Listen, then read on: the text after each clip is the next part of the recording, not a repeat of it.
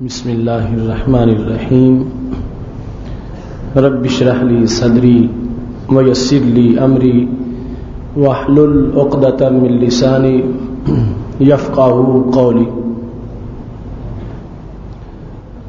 الحمد للہ وحدہ والصلاة والسلام علی من لا نبی بعدہ وعلی آلہ واصحابہ الذین اوفوا عہدہ.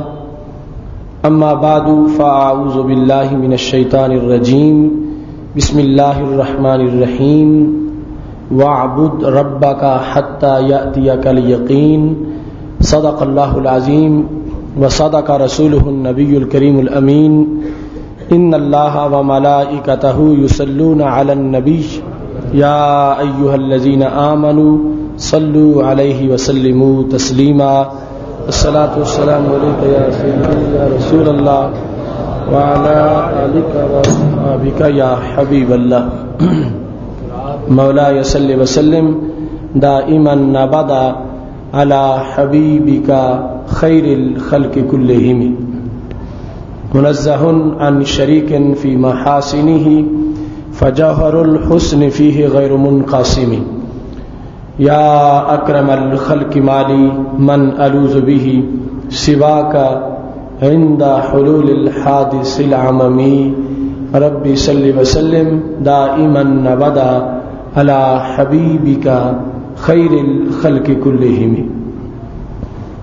اللہ تبارک و تعالی جل جلالہ وعم نوالہ واتم برہانہ وعظم شانہ کی حمد و ثنا اور حضور سرور کائنات مفخر موجودات زینت بزم کائنات دستگیر جہاں غم گسار زمان سید سروران حامی بے قسم قائد المرسلین خاتم النبیین احمد مجتبی جناب محمد مصطفیٰ صلی اللہ علیہ وآلہ واصحابہ وبارک وسلم کے دربار گہر بار میں ہدیہ درود و سلام عرض کرنے کے بعد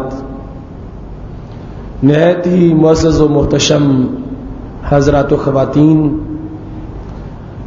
رب ذوالجلال کا کروڑوں بار شکر ہے کہ اس نے ہمیں ایک بار پھر ماہ رمضان المبارک کی بہاروں سے مسرور ہونے کا موقع عطا فرمایا. آج اس رمضان المبارک کا آخری جمعۃ المبارک ہے. جمعۃ الوداع کے اجتماع میں ہم سب کو شرکت کا موقع حاصل ہو رہا ہے.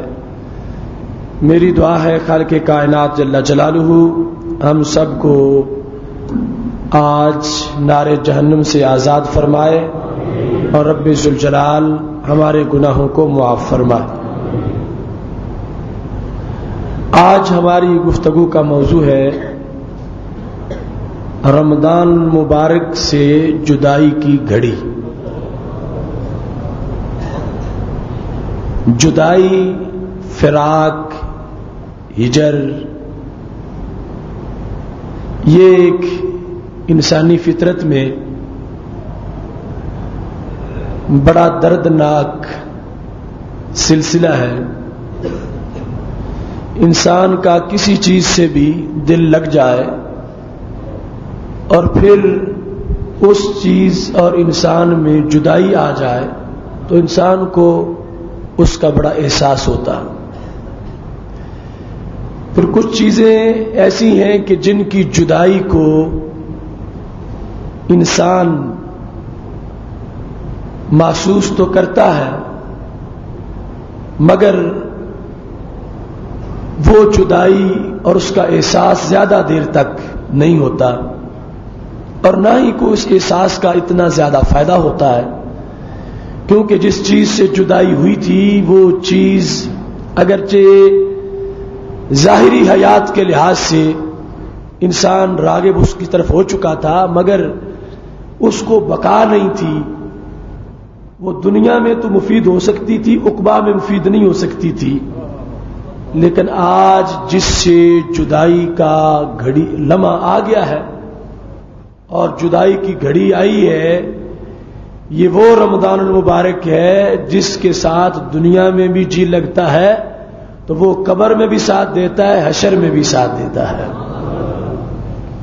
اس واسطے یقیناً ہر وہ بندہ جس نے رمضان المبارک کو رمضان جانا اور رمضان کا چاند طلوع ہونے کے بعد اس کے معمولات میں فرق آیا، یعنی پہلے دن کو کھاتا تھا، رمضان آنے کے بعد اس کا روزہ ہوتا ہے، پہلے رات کو عشاء پڑھ کے جلدی فارغ ہوتا تھا، پھر اب تراویح بھی پڑھتا ہے، 20 رکعت کا اہتمام کرتا ہے۔ اس کے سوا اور بھی معمولات جو ہیں ان میں ڈیوٹی کی وجہ سے، بندگی کی وجہ سے ایک ایسا تغیر و تبدل رونما ہوا کہ جس کی وجہ سے عملاً بندے کو محسوس ہوا کہ ماحول میں کوئی نئی چیز آئی ہوئی ہے، اور پھر اس نئی چیز کا ایک اپنا رنگ ہے، ایک اپنی لذت ہے، ایک اپنی بہار ہے۔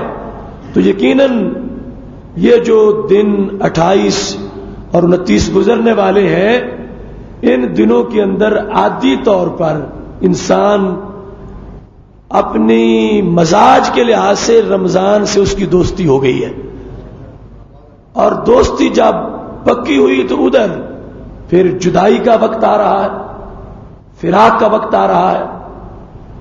یہ وہ لمحات ہیں کہ اگر کوئی شخص واقعی دل کی گہرائی میں اس جدائی کو محسوس کرتا ہے، یہ وہ جذبہ ہے جس سے بندے کے گناہ جھڑ جاتے ہیں۔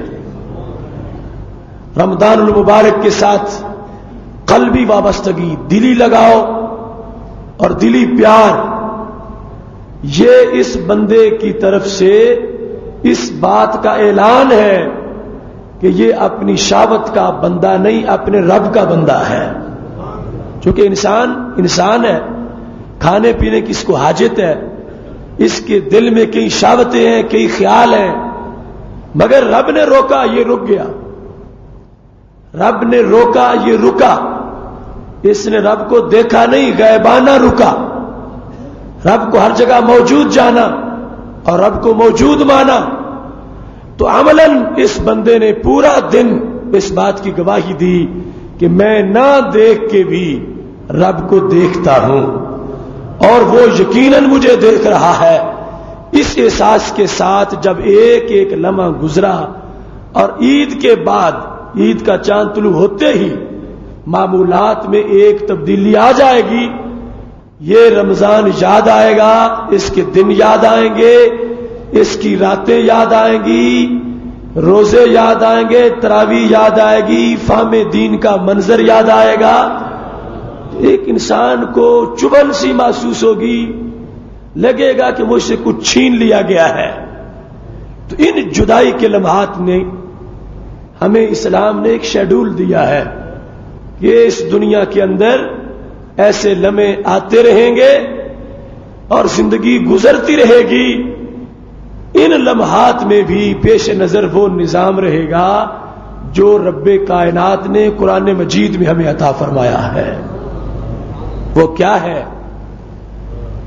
کہ رمضان تو چلا جائے گا مگر عمل نہیں جائے گا، رمضان چلا جائے گا مگر نماز کی پابندی پھر بھی ہوگی، رمضان چلا جائے گا آنکھوں کی طہارت کا سبق دے کے جائے گا، کھانے پینے کی چھٹی کر دے گا کہ دن کو بھی کھا سکتے ہو، مگر زبان کو جھوٹ بولنے سے روکتا جائے گا۔ رب ذوالجلال نے قرآن مجید برہان رشید میں انسانی عبادت کی جو انتہا ہے اسے کسی دن کے ساتھ، کسی مہینے کے ساتھ محدود نہیں کیا کہ عبادت کرو 4 گھنٹے، یا عبادت کرو 1 دن، یا عبادت کرو 10 سال تک، یا عبادت کرو 20 سال تک، عبادت کرو صرف رمضان کے ہونے تک۔ اللہ فرماتا وَاعْبُدْ رَبَّكَ حَتَّى يَأْتِيَكَ الْيَقِينُ، عبادت کر اپنے رب کی اس وقت تک کہ جب تک جان میں جان باقی ہے۔ یقین سے مراد یہاں پر موت ہے. وَاعْبُدْ رَبَّكَ حَتَّى يَأْتِيَكَ الْيَقِينُ، یعنی یہ نہیں حتی مدر رمضان، یہاں تک کہ رمضان گزر جائے. وَاعْبُدْ رَبَّكَ حَتَّى يَأْتِيَ الشَّوَّالُ، یہاں تک کہ شوال آ جائے. رب ذوالجلال نے فرمایا آخری حد یہ ہے، اس وقت تک بدستور کرنی ہے، اس وقت تک چھٹی نہیں، اس وقت تک یہ کام جاری رہے. حتی یاتیک الیقین، یہاں تک کہ جیسے آج لوگوں کے اعلان ہو رہے ہیں، کل اعلان ہو جائے کہ فلاں دنیا سے چلا گیا، اس وقت تک تمہاری بندگی کا یہ دستور باقی رہنا چاہیے. لہذا رمضان المبارک جاتے وقت جو اپنی طرف سے پیغام محبت دے رہا ہے کہ جس کی وجہ سے جدائی اور اس فراق کے وقت بھی رمضان کا مشن پورا ہوتا رہے، وہ یہ ہے کہ میں جا رہا ہوں مگر تمہارے ساتھ دوستی کا مطلب یہ ہے کہ میرے دیے ہوئے تحفے اور اس سے پہلے کی جو اچھی عادتیں ہیں ان پر قائم رہنا ہے. تمہیں روز حشر پھر پہچان لوں گا، پھر آ جاؤں گا زندگی میں، اور کبھی بھی دائمی جدائی نہیں، کچھ وقت کے لیے ہے، اور نوازنے کے لیے رب پھر مجھے تمہارے پاس بھیج دے گا. یہ جو ہمیشگی ہے عبادت کی، سید عالم نور مجسم شفیع معظم صلی اللہ علیہ وسلم نے اس کی جو تفصیل کی اور قرآن مجید کی آیات میں اس کا تذکرہ ہے. حضرت عیسیٰ علیہ السلام نے جس وقت اپنا تعارف کروایا وہ گھوڑے میں بولے وَأَوْصَانِي بِالصَّلَاةِ وَالزَّكَاةِ مَا دُمْتُ حَيًّا، میرے رب نے مجھے کہا ہے کہ نماز پڑھنی ہے اور زکوٰۃ بھی دینی ہے. کتنے دن، کتنے سال، کب تک؟ فرمایا مَا دُمْتُ حَيًّا، جب تک میں زندہ ہوں میں نے یہ کام کرنے ہیں. یہ دستور انبیاء کرام علیہ السلام ہے، اور یہ مزاج قرآن ہے.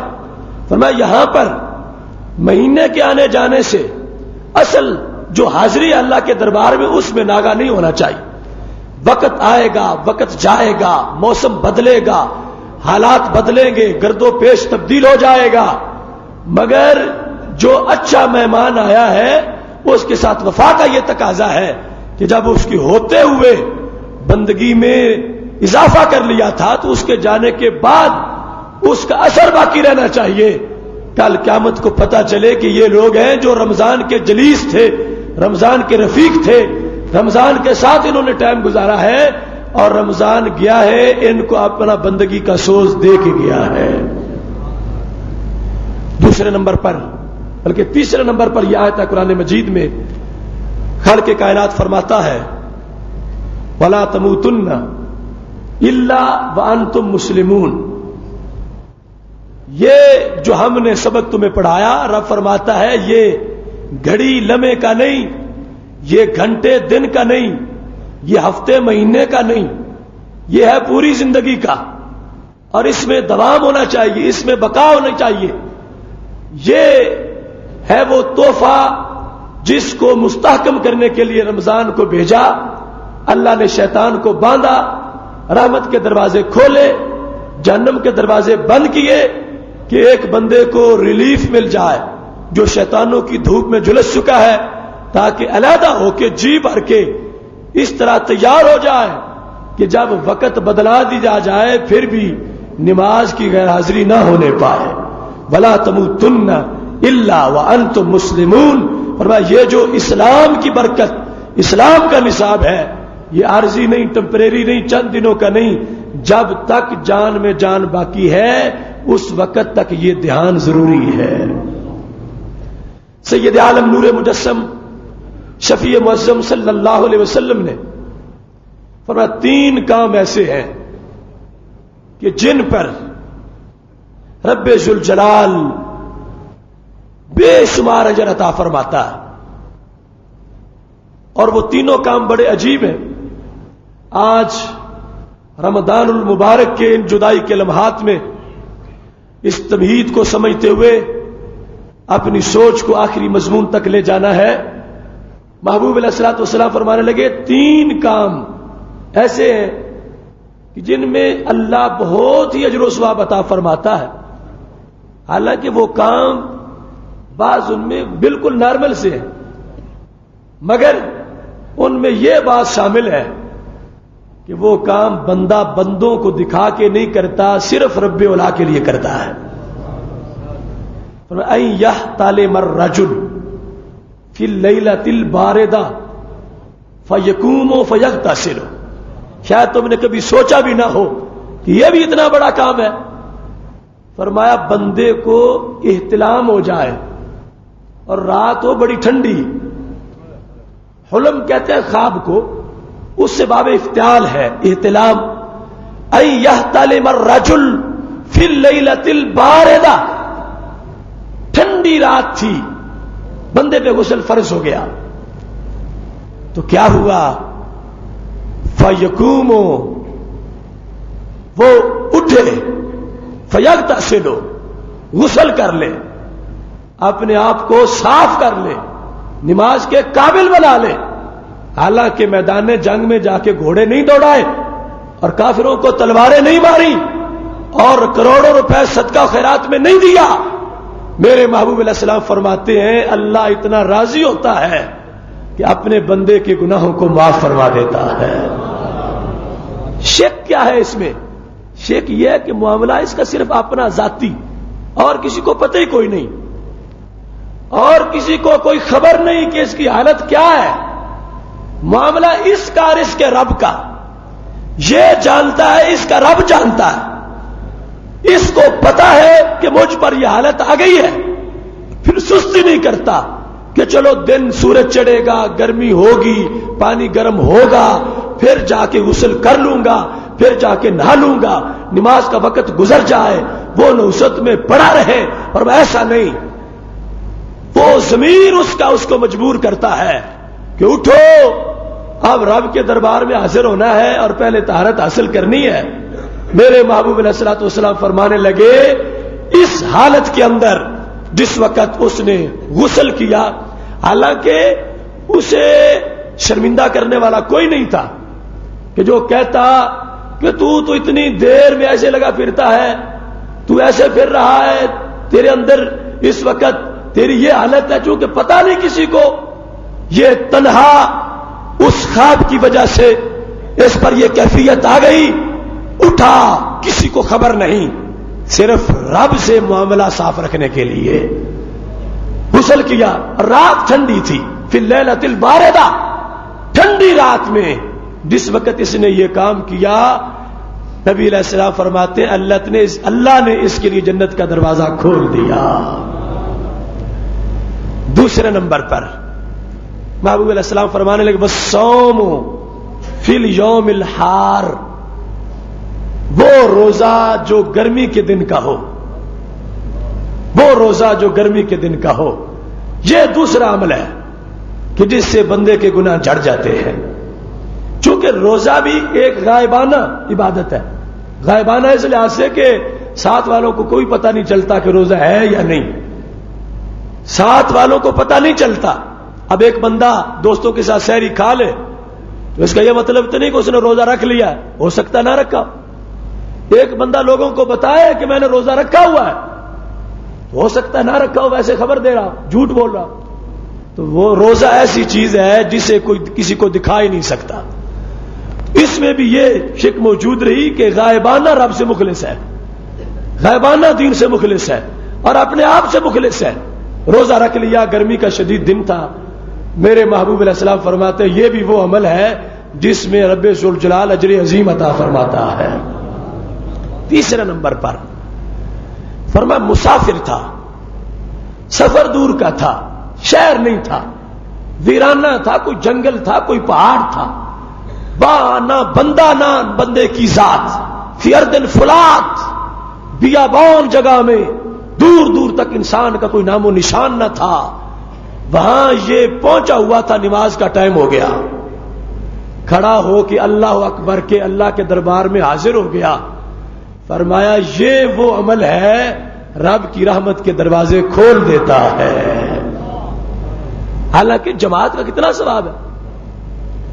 لیکن یہاں پر دیکھنے والے تو ہیں، اور حکم یہ نہیں کہ کوئی جماعت جمعے کو چھوڑ کے کسی جنگل میں ڈیرا لگائے اور چلا کاٹے. میرے نبی علیہ الصلوۃ والسلام سے حضرت عثمان بن مظعون نے اجازت مانگی تھی، فرمایا نہیں، میری امت کی درویشی ہے مسجد میں بیٹھ کر نماز کا انتظار کرنا. مگر یہ جو صورتحال ہے، یہ سفر تو ہر کسی کو کرنا پڑتا ہے. سفر کر رہا تھا کہیں اور حالت ایسی تھی کہ اب بندہ کوئی نہیں دیکھ رہا، خالق دیکھ رہا ہے. اس نے یہ جانتے ہوئے کہ اگر اب نہ پڑھی تو دوست کوئی بھی شکوہ نہیں کرے گا کہ تو نمازیں ضائع کرتا ہے. اب نہ پڑھی تو محلے والے بھی تانا نہیں دیں گے کہ تو نماز پڑھنے نہیں آتا. ناغا کرنا چاہتا تو کر سکتا تھا، لوگوں کی ملامت سے بچ کے کر سکتا تھا. اپنے جعلی تقویٰ کی شکل میں بچا سکتا تھا اپنے آپ کو یوں کہ بندگی نہ کرے اور بھرم بھی رہ جائے، کسی کو پتا نہیں. لیکن اس نے چونکہ حقیقت پسند ہے اور حقیقی بندہ ہے اللہ کا، اس نے صرف چونکہ معاملہ رب سے رکھا ہوا ہے، یہ نہیں کہ نماز پڑھنے آؤں تو لوگ دیکھیں تو پھر میں سمجھوں کہ میں پڑھ رہا ہوں. اس نے کہا جس کے لیے مسجد میں جا کے پڑھتا ہوں اسی کے لیے یہاں بھی پڑھنی ہے.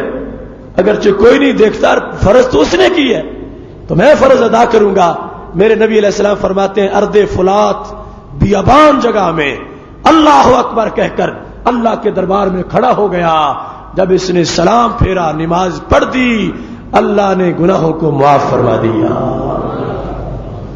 تو یہ ایک ہمیں سبق دیا گیا کہ اسلام میں موسم کا جگہ جگہ کا فرق کوئی نہیں. موسم اچھا ہے تو بہت اچھا ہے، بندگی کا موسم، اور اگر رمضان گزر جائے تو اللہ تو پھر بھی اللہ ہے اور بندہ پھر بھی بندہ ہے، مسجد پھر بھی مسجد ہے اور نماز پھر بھی نماز ہے، جمعہ پھر بھی جمعہ ہے. اگر ایک موسم اور خاص سیزن پر کوئی لگے تو وہ سیزن والے لوگ رب ذوالجلال کے ہاں پسندیدہ نہیں ہے. میرے نبی علیہ الصلوۃ والسلام نے فرمایا عمل خواہ تھوڑا ہو جو روزانہ کا ہو اللہ اس کو بہت پسند فرماتا ہے. ٹھیک ہے رمضان کا ایک اپنا کوٹا ہے، ایک بندے کے پاس فرصت ہے، ایک رزق میں اضافہ ہے، وہ ضرور ہوگا. اب جس نے آج رمضان میں روزانہ 8 سپارے پڑھے کل 8 سپارے نہیں پڑھ پائے گا اور مصروفیات ہوں گی، مگر رمضان کا تقاضا پھر بھی 8 نہیں تو 1 تو ضرور پڑھ لے، 2 تو ضرور پڑھ لے. یہ معاملہ ہے کہ انسان نہ پڑوسی کی وجہ سے، نہ دوست کی وجہ سے، نہ گھر کے افراد کی وجہ سے، نہ ماحول کی وجہ سے وہ بندگی کرتا ہے رب ذوالجلال کے ساتھ رابطے کی وجہ سے. وَاعْبُدْ رَبَّكَ حَتَّى يَأْتِيَكَ الْيَقِينُ، اور میں عارضی نہیں ہمیشہ کا کام کرنا ہے اور اس وقت تک کہ جب تک یقین یعنی موت آ جائے.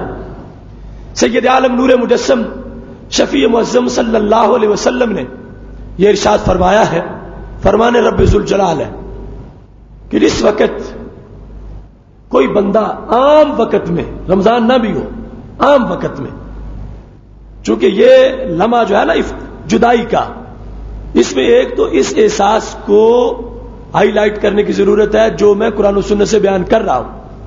دوسرا کہ جو مزدور مزدوری کر لے اجر مانگے اپنے مولا سے، دعا کرے اور دعا کے لمحات میں پورا عاجز ہو کے دعا کرے. یہ جو دوسرا حصہ ہے اس کا، محبوب علیہ الصلوۃ والسلام فرماتے ہیں روزہ نہ بھی ہو یعنی رمضان نہ ہو، رمضان میں تو بندے کا روزہ ہوگا، رمضان کے علاوہ گرمی شدید پڑی، شدید گرمی، ریکارڈ گرمی تھی، بندے ہانپ رہے تھے، اس گرمی سے بھی اللہ والے نے فائدہ اٹھا لیا. نبی علیہ السلام فرماتے ہیں بندے نے دعا کی، اے اللہ آج دن بڑا گرم ہے، اس کے بدلے میں جہنم والی گرمی سے مجھے بچا لے، دن بڑا گرم ہے، اجرنی من نار جہنم، لا الہ الا اللہ اللہم ھذا الیوم الحار، اور کما قال النبی علیہ السلام اجرنی من نار جہنم، دن بڑا گرم ہے، یہ گرمی نہیں برداشت ہوتی، جہنم کی کیسے برداشت ہوگی؟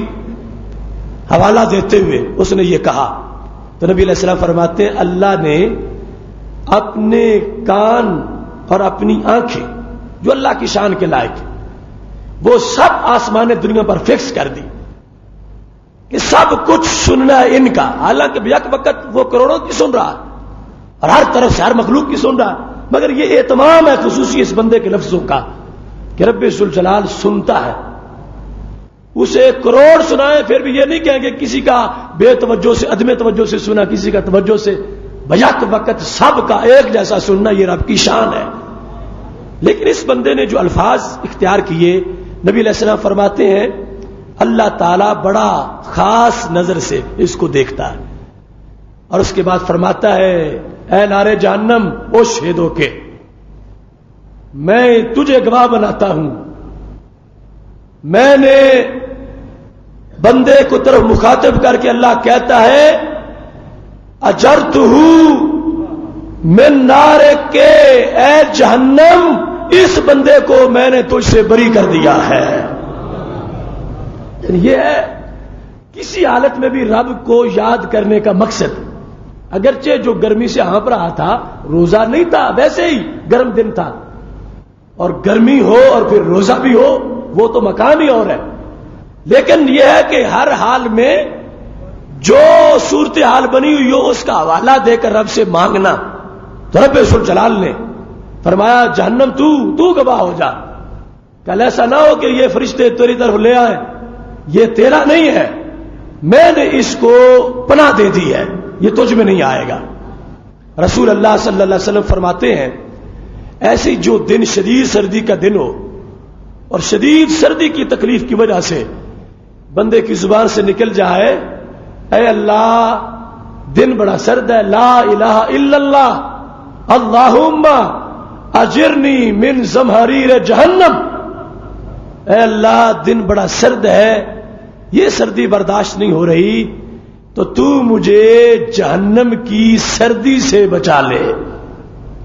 لوگ گرمی سے بچنے کے لیے مانگتے ہیں دعا، جہنم کے دو طبقے ہیں، جہنم میں سردی کا بھی عذاب ہوگا، سردی کا بھی، یعنی جب سرد آپ سمجھتے ہیں کہ جب ٹمپریچر کافی لو ہو جائے تو بالآخر سردی سردی سردی وہ گرمی سے بھی زیادہ نقصان دے سکتی ہے، تو اللہ نے ایک طبقہ جہنم کا زمہریر بنایا ہے جہاں سردی کا عذاب ہوگا۔ تو اس بندے نے کہا ہے اللہ سردی بڑی ہے، آج کے دن کی سردی کی وجہ سے مجھے زمہریر سے نجات دے دے، تو رب ذوالجلال نے اس کو گواہ کر لیا، اور شہدوں کے اے طبقہ زمہریر میں نے تجھے گواہ بنا لیا، اس بندے نے سردی سے نجات مانگی ہے، جہنم اس کو سردی والا عذاب نہیں ہو سکتا۔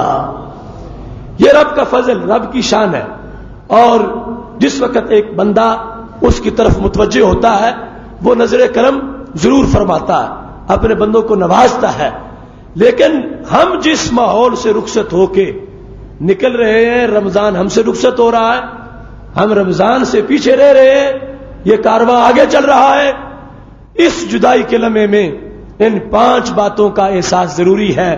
میرے محبوب علیہ السلام فرماتے ہیں ہمارے آقا صلی اللہ علیہ وسلم نے فرمایا 5 باتیں ایسی ہیں جو اوتیت امتی میری امت کو دی گئی ہیں، مجھ سے پہلے کسی امت کے حصے میں نہیں آئی، اور وہ دی کس مہینے میں گئی ہیں؟ فرمایا 5 کی 5 رمضان میں دی گئی ہیں، وہ 5 وصف کسی امت کو نہیں ملے جو 5 وصف میری امت کو رمضان میں ملے۔ یہ اسباب بھی ہے رمضان یاد کیوں آئے گا، جدائی محسوس کیوں ہوگی، 5 میں سے پہلی کیا ہے؟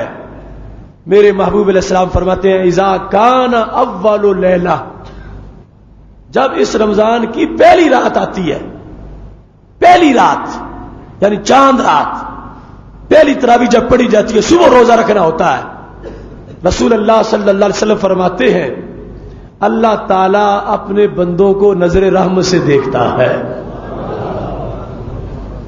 جس رمضان کا آغاز یہ ہے اس کا اختتام کتنا بڑا ہوگا، پہلی رات رب ذوالجلال اپنے بندوں کو نظر رحمت سے دیکھتا ہے، اور آقا صلی اللہ علیہ وسلم فرماتے ہیں یہ اللہ کی نظر رحمت کی شان ہے کہ اللہ جس کو نظر رحمت سے دیکھ لے لا یعذبہ ابدا، پھر اس کو کبھی عذاب نہیں دیتا۔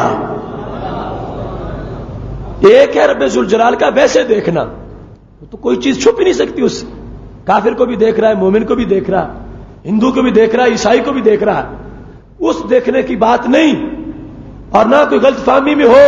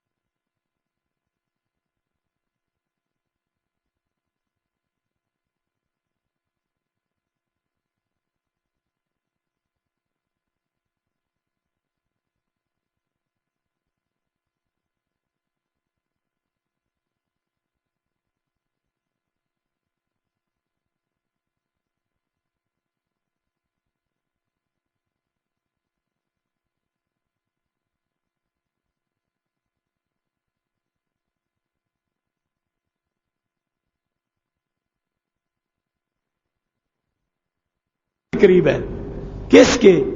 انسان کے، یہ نہیں کہا مومن کے، پیچھے انسان کا ذکر ہے۔ ہم انسان کے شاہ رگ سے بھی قریب ہیں، تو انسان میں کافر بھی ہے، ہندو بھی ہے، یہودی بھی ہے، سکھ بھی ہے، تو پتہ کیا چلا ہر انسان کے رب قریب ہے، ہر انسان کے، مگر رب کا قریبی کچھ لوگوں کو مانا جاتا ہے، سب کو نہیں مانا جاتا۔ اللہ کا قرب کہ یہ اللہ کا مقرب ہے، یہ مقرب بارگاہ عزتی ہے، یہ ہر انسان کو نہیں کہا جاتا، چند انسانوں کو کہا جاتا ہے، کچھ لوگوں کو کہا جاتا ہے۔ کیوں؟ اللہ فرماتا ہے ان اللہ مع المحسنین، اگرچہ میں شاہ رگ سے بھی قریب ہوں مگر میں ساتھ صرف احسان والوں کے ہوں۔ یہ احسان ہے ایمان۔ ان اللہ مع المتقین، میں متقی کے ساتھ ہوں، واللہ مع الصابرین، میں صبر کرنے والوں کے ساتھ ہوں۔ تو اب یہ آیات کیا آپس میں ٹکرا رہی ہیں؟ ادھر یہ ہے کہ میں ہر انسان کی شاہ رگ سے بھی قریب ہوں، اور ادھر یہ ہے کہ صرف صابر، صرف محسن، صرف متقی میں ان کے قریب ہوں۔ تو پتہ کیا چلا آیات ساری سچی ہیں، سب صحیح ہیں۔ ایک ہے رب ذوالجلال کا اپنی قدرت کے اور وجود کے لحاظ سے قریب ہونا، ایک ہے رب ذوالجلال کا کرم کے لحاظ سے قریب ہونا۔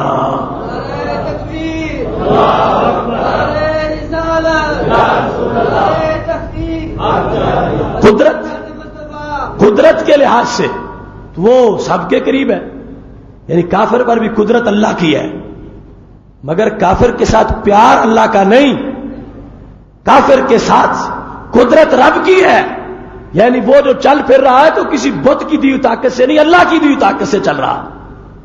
اس لیے رب ذوالجلال نے فرمایا ہم شاہ رگ سے قریب ہیں، انسان کی شاہ رگ سے، یہ قرب اور میت ہے عام، اور ہم جس کی بات کر رہے ہیں وہ ہے خاص۔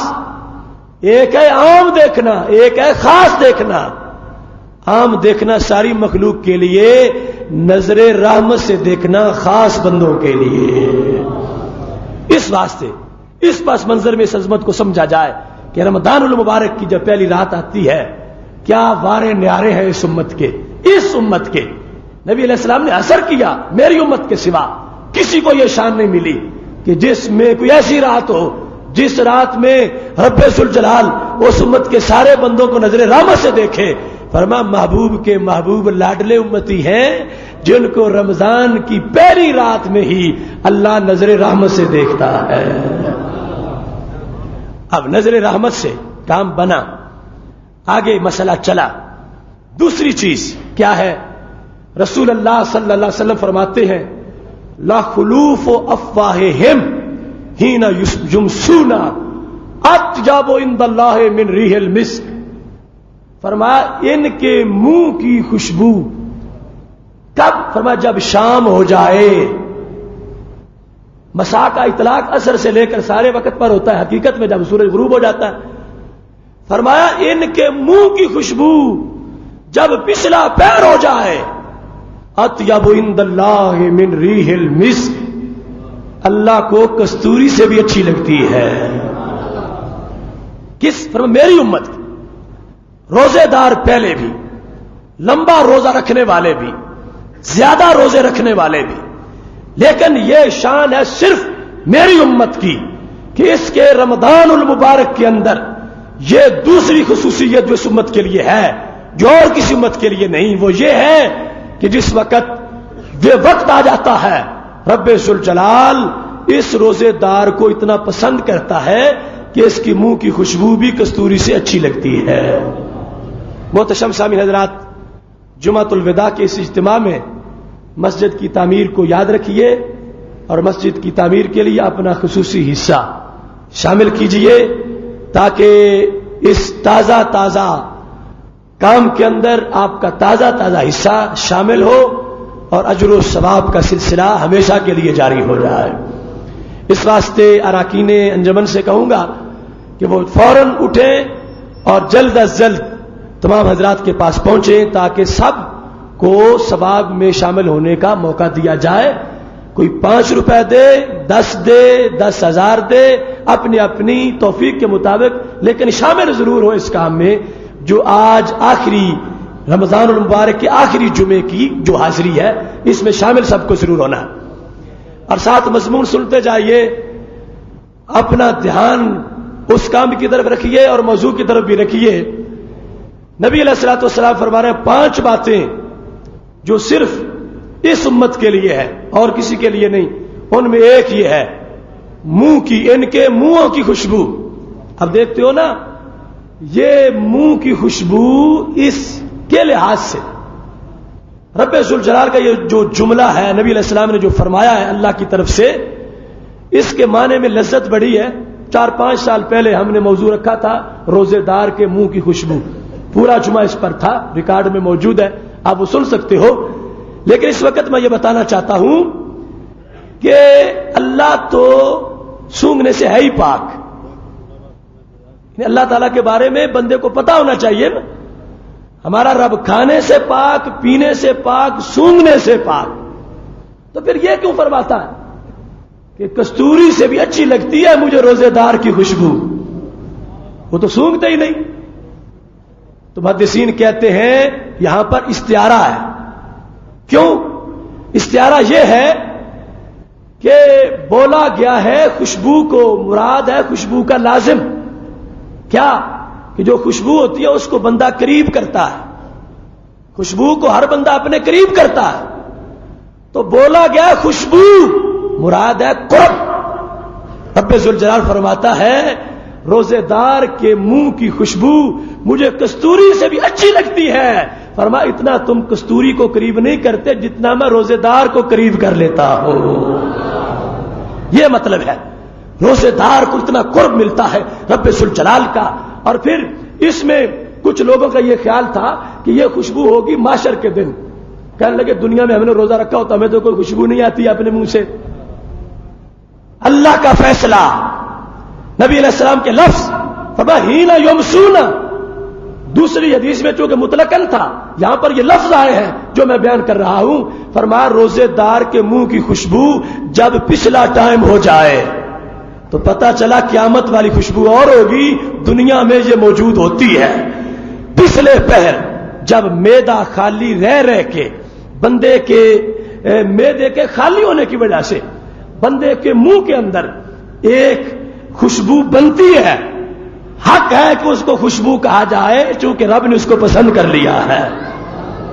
اور ہے کب؟ دنیا کے اندر ہی. ہینا یمسونا، ورنہ ہوتا ہینا یقومون یوم القیامہ، جب قیامت کو اٹھیں گے تو پھر فرمایا نہیں، جب پچھلا پیر ہو جاتا ہے روزہ رکھ کے تو پھر ان کے منہ میں خوشبو ہوتی ہے. یہ اس امت کی شان ہے کہ اللہ نے ان کی خوشبو کی وجہ سے، ان کے روزے کے اعلیٰ درجے کی وجہ سے انہیں اپنا اعلیٰ قرب عطا فرمایا ہے. اس کا یہ مطلب نہیں کہ حشر کو خوشبو نہیں ہوگی. ہر بندگی کا حشر میں اپنا انداز ہوگا، اس کا اثر نظر آئے گا.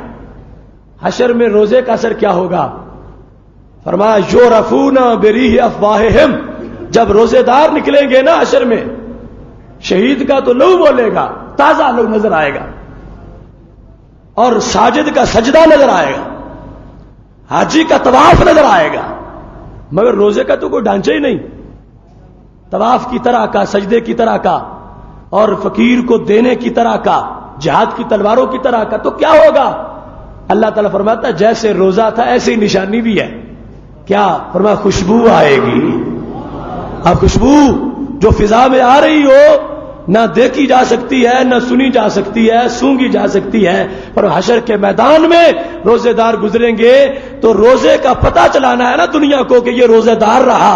اللہ فرماتا ہے جدھر گزرے گا جلوس کا، خوشبو کا جلوس بھی ساتھ گزرتا چلا جائے گا.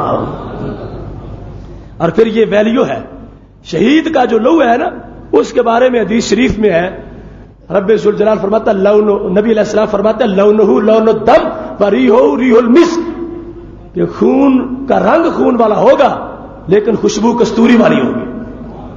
شہید کے تازہ زخم ہوں گے، رنگ خون والا ہوگا، خوشبو کستوری والی ہوگی. وہاں پر کستوری کے برابر کا، افضل نہیں کہا، کستوری جیسی. اور یہاں پر اطیب سپرلیٹو ڈگری ہے، کستوری سے زیادہ خوشبو والا. روزے دار کی منہ کی خوشبو کستوری سے زیادہ خوشبو والی. قیامت کے دن یہ کستوری سے زیادہ خوشبو والا. اور ادھر شہید اس کے لحاظ سے جو شہادت پا گیا اور اس کو روزہ رکھنے کا زیادہ ٹائم نہ ملا، اس کے لحاظ سے فرمایا خون تازہ ہوگا اور اس سے خوشبو کستوری والی آئے گی. بخاری کے شارحین نے یہاں پہ کیمپ لگا لیے کہ آخر وہ جہاد میں جان دے دی تو پھر بھی کستوری کے برابر. ادھر صرف دل کو بھوکا رہا تو کستوری سے بڑھ گیا. آخر جتنا سخت عمل ہو اتنی بڑی جزا بھی ہونی چاہیے. تو جو جان دے دے اس نے کام بڑا کیا ہے، اس کی تو خون کی خوشبو کستوری سے افضل ہونی چاہیے. اور ادھر یہ جان سلامت ہے، 29 رکھ کے عید کر کے صحیح سلامت سارے، تو پھر یہ کستوری سے بڑھ کیسے گیا؟ تو ارشاد الساری ابن حجر اسقلانی شارحین بخاری نے اس کا جواب دیا کہ اصل نمبر ملتے ہیں عبادت کے گریڈ پر. جو گریڈ ہے اتنے نمبر ہوں گے. روزہ ہے فرض عین اور جہاد ہے فرض کفایہ. کبھی کبھی ہر ایک میں فرض ہوتا ہے، تو فرض عین کا ثواب اپنا ہوتا ہے، فرض کفایہ کا ثواب اپنا ہوتا ہے. اگرچہ وہاں شہادت بھی ہو گئی مگر پھر بھی یہ مرتبہ نہ ملا. ایک لحاظ سے کئی وجوہ سے زیادہ فضیلتیں بھی ہیں، مگر یہ چونکہ فرض عین ہے اور بندے نے رکھا ہے، اس واسطے رب ذوالجلال نے اس پر خوشبو کے لحاظ سے شہادت والے خون سے بڑا اجر عطا فرما دیا ہے. یہ دو باتیں رمضان المبارک کے اندر اس امت کے لیے جو کسی میں نہیں.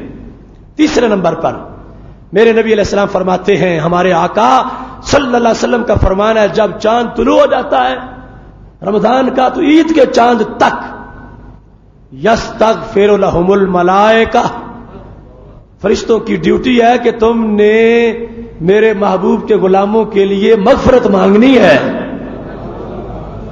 فرشتوں کو پابند کر دیا گیا کہ تمہاری بندگی یہ ہے، تمہارا یہی کام ہے کہ تم ان کے لیے دعائیں مانگو.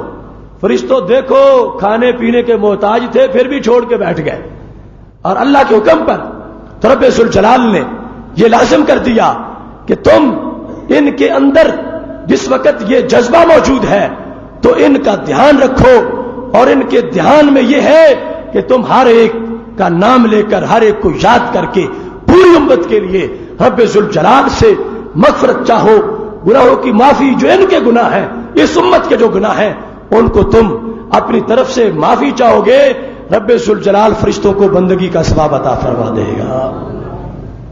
سید عالم نور مجسم شفیع معظم صلی اللہ علیہ وسلم رمضان کے لحاظ سے جو اس امت کی خصوصیات ہیں ان کو کاؤنٹ کرتے ہوئے پاک محبوب علیہ الصلوۃ والسلام ارشاد فرمانے لگے، جب رمضان کی آخری رات آتی ہے، ایک تھی پہلی رات اور ایک اب آخری رات، جب آخری رات ہوتی ہے تو کیا ہوتا ہے؟ فرمایا اللہ سب کو بخش دیتا ہے، اللہ سب کو بخشتا ہے، کل کے الفاظ ہیں، سب کو بخشتا ہے۔ صحابہ کرام علیہم رضوان نے تعجب سے پوچھا، احیا لیلۃ القدر، یہ جس رات کا حوالہ دے رہے ہو یا رسول اللہ صلی اللہ علیہ وسلم، یہ لیلۃ القدر ہے کہ سب کو بخشا جاتا ہے؟ تو ہمارے آقا صلی اللہ علیہ وسلم نے فرمایا نہیں، لیلۃ القدر یہ نہیں، لیلۃ القدر نہیں، وہ اور ہے، یہ جو میں معین رات بتا رہا ہوں لیلۃ القدر کی وجہ سے اس کا یہ مرتبہ نہیں۔ کیوں اس کا مرتبہ ہے؟ فرمایا لیکن الاجیر اذا وفى عمله یوفى اجره او کما قال، فرمایا نہیں، آخری رات کا مرتبہ اس لیے ہے کہ جب مزدور مزدوری پوری کر دیتا ہے اس کی تنخواہ بھی پوری کر دی جاتی ہے۔ یہ شان ہے اس کی کہ کام کرنے والوں نے کام پورا کیا، انعام کرنے والے نے انعام پورا کر دیا۔ اس وجہ سے اس رات کو باقی راتوں پر خصوصیت بخشی گئی اور عظمت دی گئی۔ محتشم سامعین حضرات، یہ جدائی کے لمحات میں ان خصوصیات کی وجہ سے غم گہرا ہوگا اور چبھن محسوس ہوگی اور لگے گا کہ کوئی چیز چھینی گئی ہے، چونکہ وارے نیارے تھے، ہر لمحہ ہر رات ہر دن کے اندر نوری نور اور سروری سرور تھا، لیکن وَاعْبُدْ رَبَّكَ حَتَّى يَأْتِيَكَ الْيَقِينُ، اللہ کا حکم ہے کہ صرف رمضان میں ہی میں تمہارا رازق نہیں، رمضان کے آگے پیچھے بھی رازق ہوں، رمضان میں ہی تمہارا مولا نہیں، ہمیشہ مولا ہوں۔ تو پھر رمضان سے پیار کا تقاضا یہ ہے رمضان چلا بھی جائے پھر بھی تمہارا سر بندگی میں جھکا رہے۔ محتشم سامعین حضرات، آج کے اس اجتماع میں ہم نے اپنی حاضری لگوا کر رمضان المبارک کے آخری لمحات میں رب ذوالجلال سے اپنی بخشش مانگنی ہے۔ نماز کے بعد اجتماعی دعا میں انشاءاللہ اپنے رب سے التجا کریں گے، اور ساتھ یہ بات ذہن میں رکھیے، وہ جو پکا دشمن تھا اس کے کھلنے کا بھی وقت آ گیا ہے۔ ایسا نہ ہو عید کے دن ہی مارے جاؤ، عید کے دن ہی وہ غالب آ جائے، اور عید کے دن ہی میوزک، گانے، میلہ، بے حیائی، بے پردگی نہیں۔ رب ذوالجلال نے تو اگلے سال رمضان آنے تک کے لیے کورس کروایا ہے تقوی کا، کہ اب یوں ہو کہ شیطان سامنے آئے تو اسے رستہ بدلنا پڑے، کہ یہ تو بڑا پاورفل ہو کے آ گیا ہے، اس نے تو روزے سے اپنی بیٹری چارج کر لی ہے، یہ تو نماز پڑھ پڑھ کے، تراویح پڑھ پڑھ کے، قرآن پڑھ پڑھ کے مضبوط ہی بڑا ہو گیا ہے۔ تقوی سے شیطان بھاگتا ہے، اس لیے حضرت عمر کو دیکھتا تھا تو رستہ بدل جاتا تھا۔ ہمارے آقا صلی اللہ علیہ وسلم کا فرمان ہے، ایک بار بھی ایسا نہیں ہوا کہ شیطان حضرت عمر رضی اللہ تعالیٰ عنہ کے سامنے آئے اور منہ کے بل نہ گرے، اگر آمنا سامنا ہو جاتا تو منہ کے بل گرتا۔ اور یہ تقوی وہ تو ان کا تقوی ہے، لیکن صوفیاء نے باقاعدہ یہ لکھا ہے کہ آج بھی جو مومن متقی پرہیزگار بنتا ہے، جوں اس کا تقوی بڑھتا ہے شیطان سمٹتا ہے، یہاں تک کہ چڑیا جتنا ہو جاتا ہے، اور جب انسان بگڑتا ہے تو وہ پہاڑ جتنا ہو جاتا ہے۔ انسان کے اندر ہے کہ شیطان کو رلائے یا ہنسائے، شیطان کو چھوٹا کرے یا بڑا کرے، یہ انسان کے اپنے بس کی بات ہے۔ یہ پرہیزگار بن جائے شیطان چڑیا بن جائے گا، اگر یہ بھول جائے رب کو تو وہ پہاڑ بن جائے گا، وہ روکے گا۔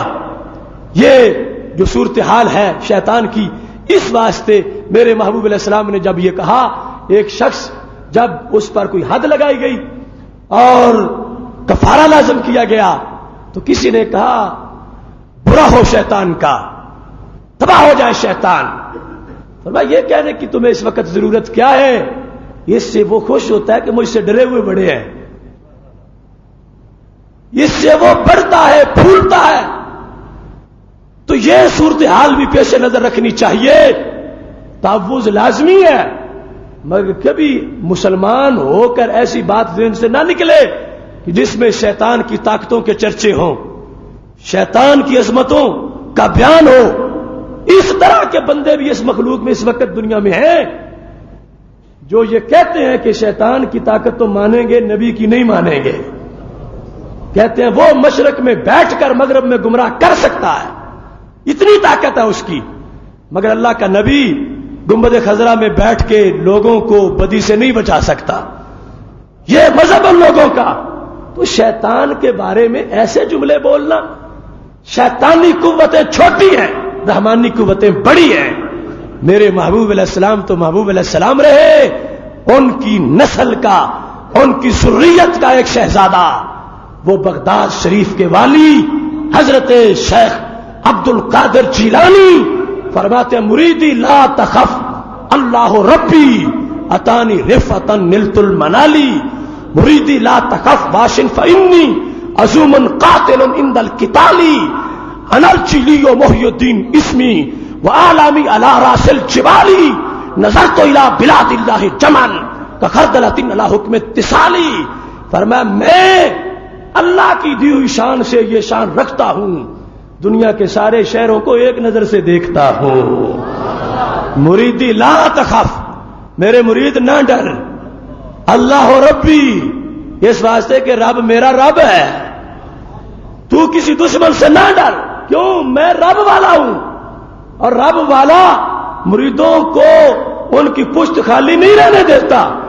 جو مرید کہلانے کا حقدار ہو، بھنگ گھوٹنے والا نہ ہو، بے عمل نہ ہو، اس غوث کا مرید ہو جو روزانہ 18 سبق دین کے پڑھاتے تھے، اور جنہوں نے زندگی میں 1,00,000 شاگرد تیار کیے، ان کا مرید ہونے کے لیے بھی کچھ سلیبس چاہیے، اور جو ہے ان کے مشن پہ چلتا ہوا، فرمایا اب تو یہ ڈرنے کی کوئی ضرورت نہیں، سنبھالوں گا سب کچھ میں۔ مریدی لا تخف واشن فانی عزوم قاتل عند القتال، فرمایا تمہارا پیر بھی ہوں، اور اگر کافر مقابلے میں تمہارے آئے تمہارے دشمنوں کا قاتل بھی ہو۔